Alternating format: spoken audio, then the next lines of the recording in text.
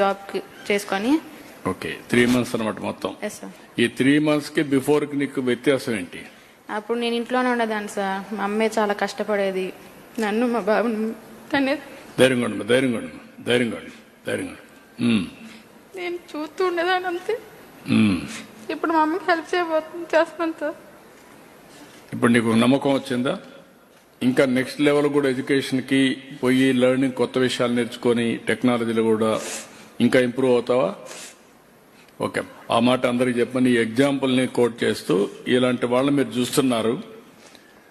ఆ అమ్మాయికి ఈ సమయంలో కానీ ఈ సహాయం లేకపోతే మామూలు కూలి పని చేసుకోవడమో, ఇంటి దగ్గర ఉండిపోవడమో, నిరాశ నిస్పృహల్లో ఉండేది.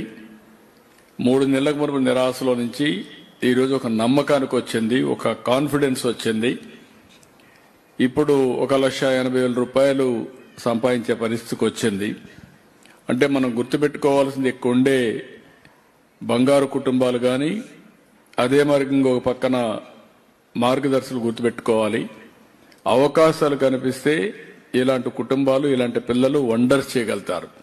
చిన్న వయసులోనే విధి వక్రీకరించడం, దురదృష్టం వెంటాడడం, వాళ్ళ జీవితాల నాశనం అయిపోయే పరిస్థితి వస్తూ ఉంది. ఆ అమ్మాయి is the best example for all of us. ఒకసారి ఇని మీరు ఆశీర్వదించాల్సిందిగా మిమ్మల్ని అందరినీ కోరుతున్నా. చెప్పమ్మా, నీ మెసేజ్ ఏంటి అందరికీ చెప్పమ్మా. నువ్వు అందరికీ ఒక నమ్మకం కల్పించే విధంగా నీది ఒక సక్సెస్ స్టోరీ. నీ నుంచి ఏ విధంగా మిగిలిన యూత్కి ఒక మెసేజ్, నీలాంటి పిల్లలందరికీ.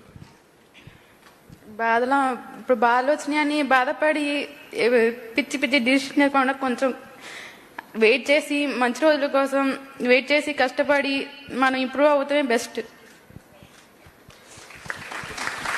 Thank you sir.